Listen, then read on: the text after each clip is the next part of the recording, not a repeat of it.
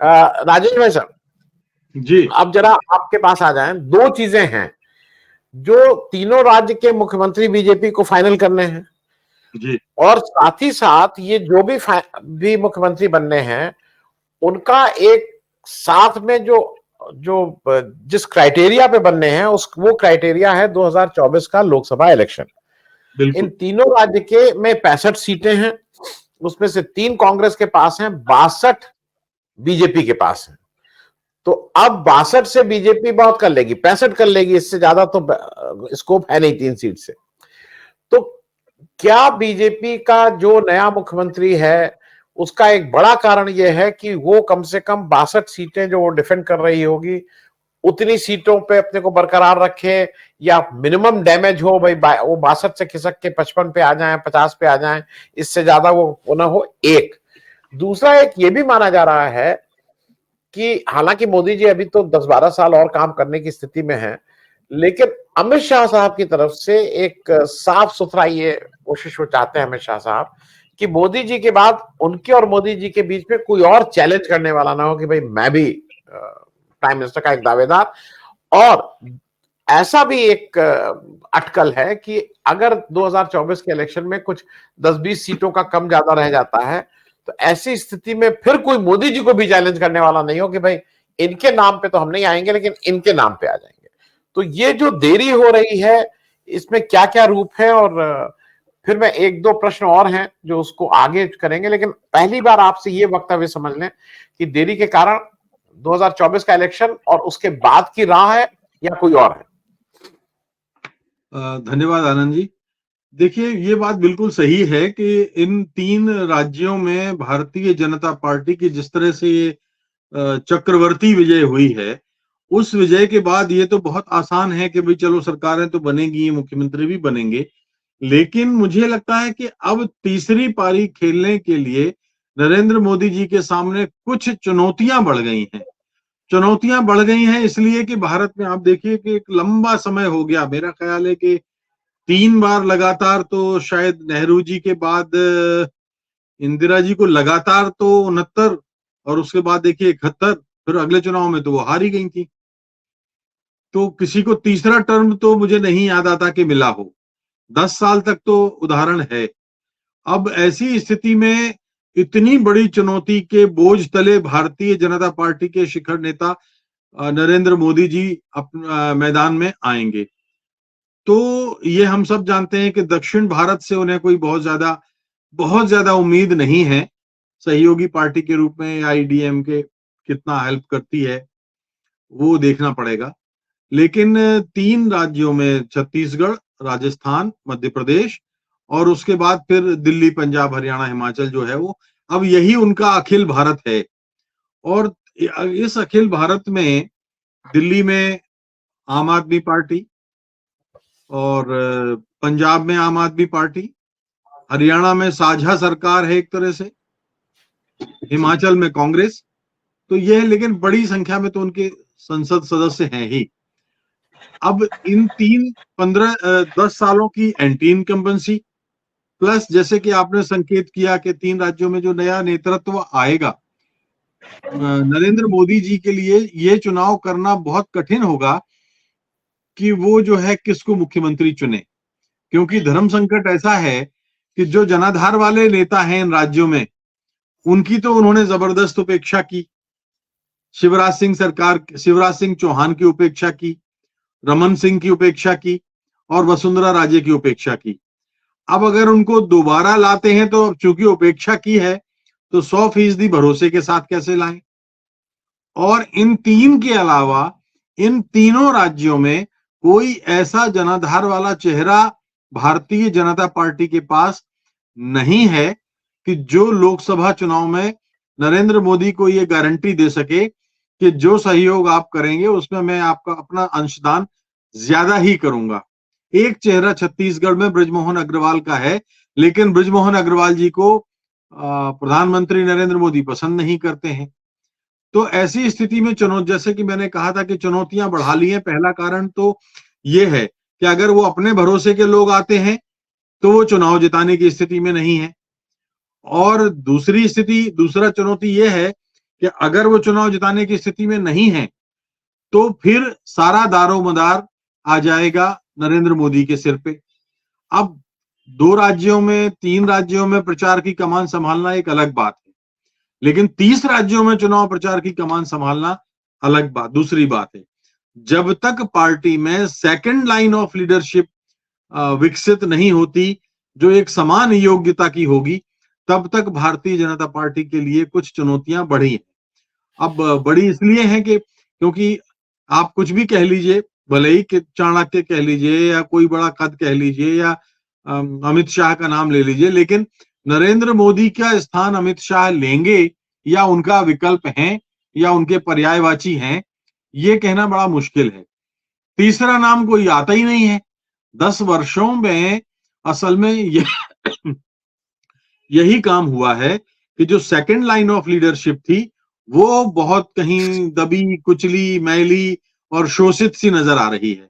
आप देखिए राज्यों के क्षत्रप एक तरफ पड़े हुए हैं, जो उस समय अटल बिहारी के बाद की जो बीजेपी थी उस पर इनको भरोसा नहीं है और अपनी सेकंड लाइन इन्होंने अलग डेवलप नहीं की है। तो दूसरी चुनौती तो ये है कि ऐसे में क्या करेंगे। तीसरी चुनौती ये है कि अब पार्टी के भीतर 2 पार्टियां हमने देखा पूरे चुनाव में इस बार भी नजर आती नहीं, मध्य प्रदेश में, छत्तीसगढ़ में, राजस्थान में। एक नरेंद्र मोदी के भरोसे की पार्टी है और दूसरे वो हैं जो परंपरागत भारतीय जनता पार्टी का वोटर है। तो एक उनको सबको साथ में लेके चलना अब निश्चित रूप से लोकसभा चुनाव में तो बहुत बड़ी बात होगी। और अंतिम बात मैं ये कह के अपना समाप्त करूंगा कि जो आखिरी चुनौती है वो ये है कि उन समस्याओं का क्या होगा जो समस्याएं 10 साल में साल दर साल और बड़े विकराल रूप में आती गई हैं।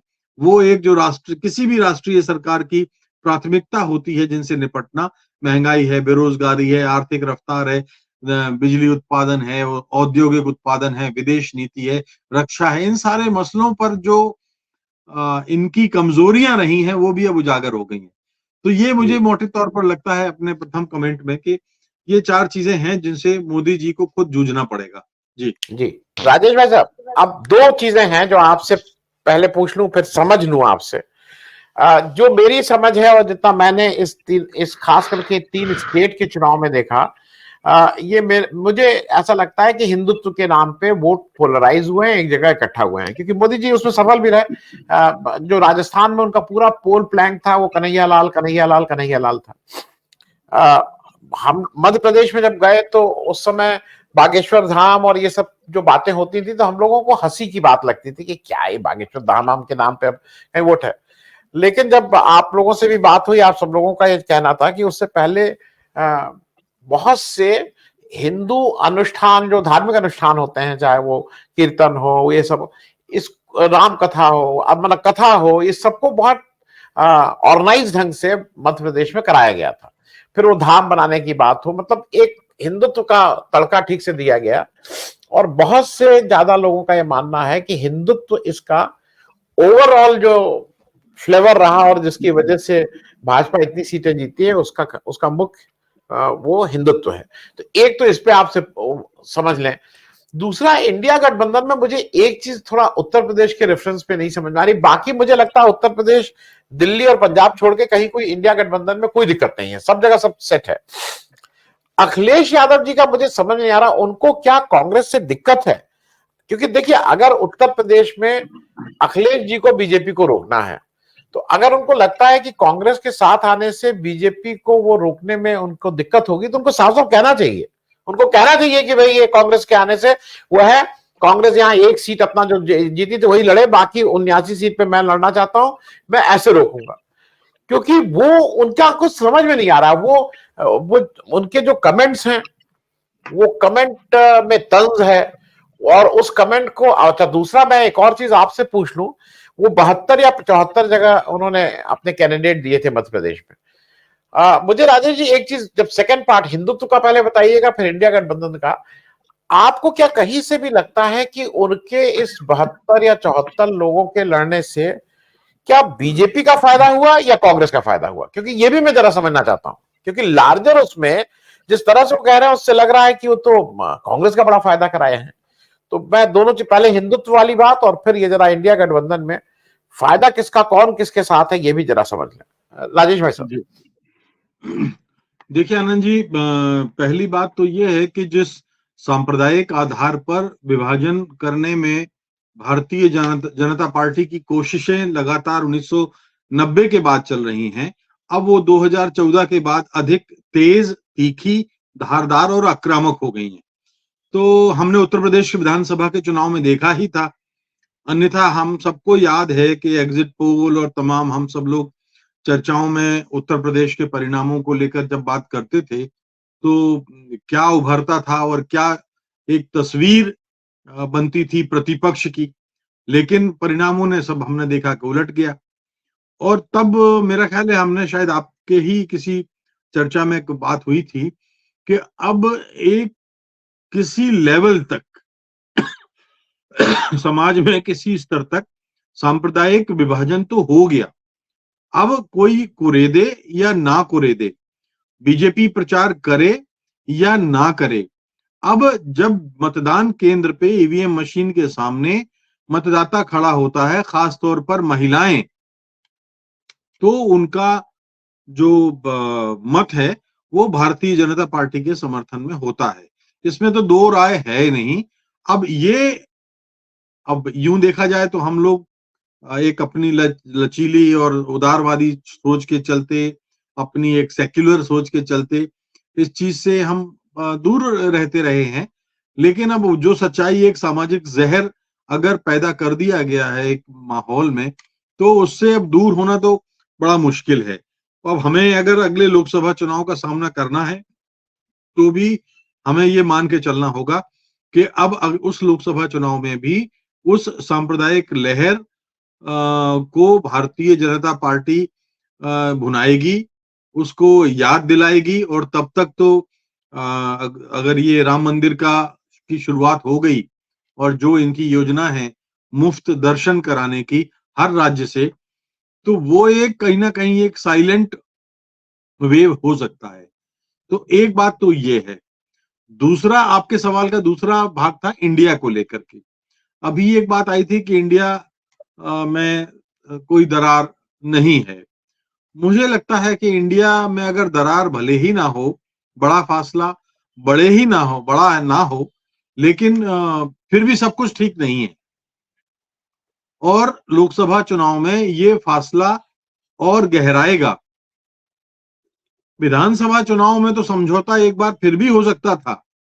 अब आप ये बताइए कि लोकसभा चुनाव में कांग्रेस समाजवादी पार्टी के साथ उत्तर प्रदेश में अगर जाती है तो समाजवादी पार्टी कितनी सीटें वो कांग्रेस को देगी। और कांग्रेस को जो 13 करोड़ वोटों के ढेर पर, या 14 करोड़ वोटों, अब तो बढ़ गए, 4 करोड़ और बढ़ गए, मतलब तो अब आप मान के चलिए 14-15 करोड़ मतदाताओं वाली पार्टी बैठी हुई है, तो उसको कितनी सीटें देंगे? क्या उस पर अखिलेश समझौता करेंगे? मेरा ख्याल है कि कम से कम 15 या 20 सीटों से तो समझौता करेगी नहीं कम में कांग्रेस, भले ही वो जीते या हारे। तो अखिलेश के लिए बड़ा मुश्किल होगा कि 20 सीटें वो दें। दूसरी चीज, एनसीपी के साथ क्या होगा महाराष्ट्र में? अब दो शिवसेना हो गई। एनसीपी जो शरद पवार वाली है, उसके लिए अपना गठबंधन बचाना बड़ा मुश्किल है, उनके लिए अपनी पार्टी बचाना मुश्किल हो रही है। तो अब उस एक तो वैसे ही घर में बंटवारा हो रखा है, अब उस बंटवारे के बाद जो आधी पार्टी मिली है उसमें से क्या वो आधी सीटें कांग्रेस को देंगे समझौते में? ये बड़ा मुश्किल है। तृणमूल कांग्रेस वैसे ही लड़ रही है बंगाल में, जबकि वामपंथी, वाम मोर्चे के लोग इंडिया में शामिल हैं, ममता भी शामिल हैं। लेकिन क्या तृणमूल कांग्रेस अपने वो सीटें भी कांग्रेस को समर्पित कर देगी समझौते में, कि जो जहां पर उसके कैंडिडेट, जहां उसको लगेगा कि वामपंथी दलों को फायदा होगा? एक आम आदमी पार्टी है, 3 बार चुनाव से दिल्ली के चुनाव में जीत रही है, लोकसभा चुनाव में भले ही उसको अपेक्षित कामयाबी नहीं मिलती, लेकिन आम आदमी पार्टी से कांग्रेस कैसे समझौता करेगी? भाई कम से कम 3 या 4 सीटें तो मांगेगी। और मैं गारंटी के साथ कहता हूं कि आम आदमी पार्टी दिल्ली में 4 सीटें कांग्रेस को कभी नहीं देगी। तो ये जो स्थितियां हैं, इंडिया में दरार ही दरार है। ये समझौता लोकसभा चुनाव में बहुत अधिक चलने वाला है नहीं, ये तो आप मान जाइए।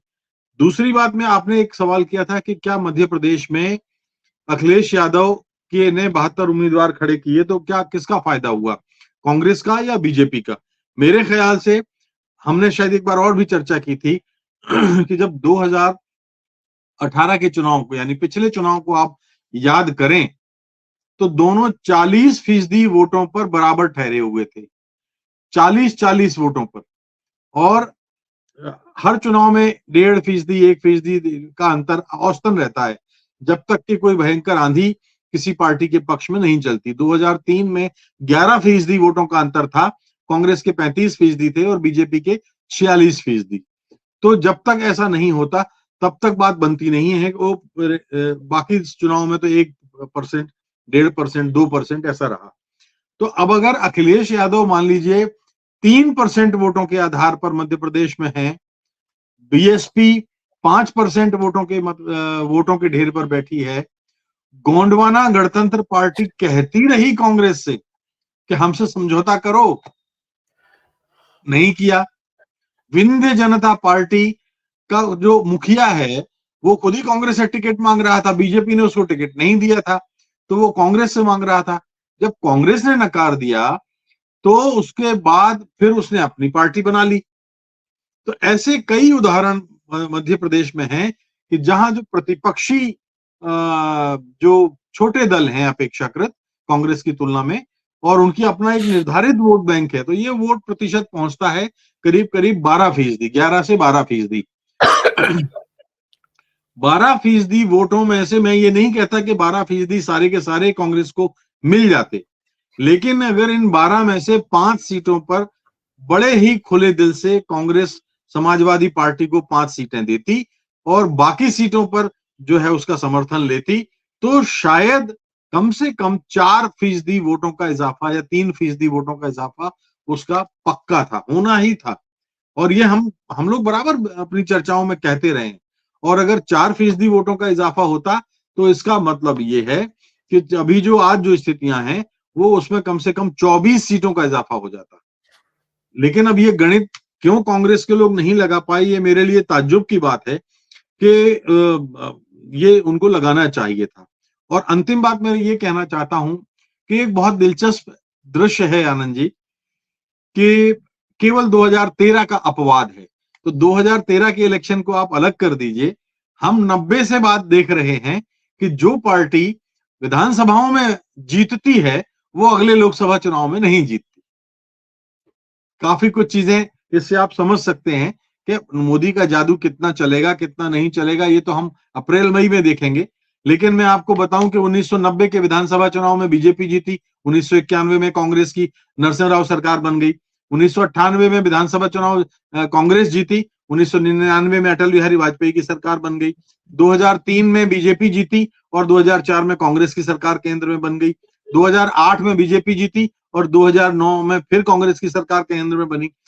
2013 वाला साल अलग कर दें तो 2018 में तीनों राज्यों में बीजेपी हारी और 2019 में फिर बीजेपी सत्ता में आई।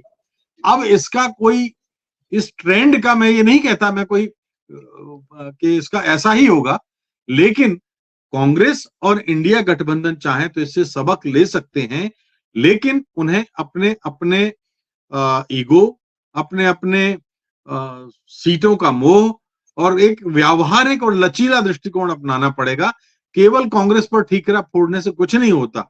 अलबत्ता ये मैं जानता हूं कि हाँ, इन 3 चुनावों में कांग्रेस से गलती हुई है। जी आनंद जी।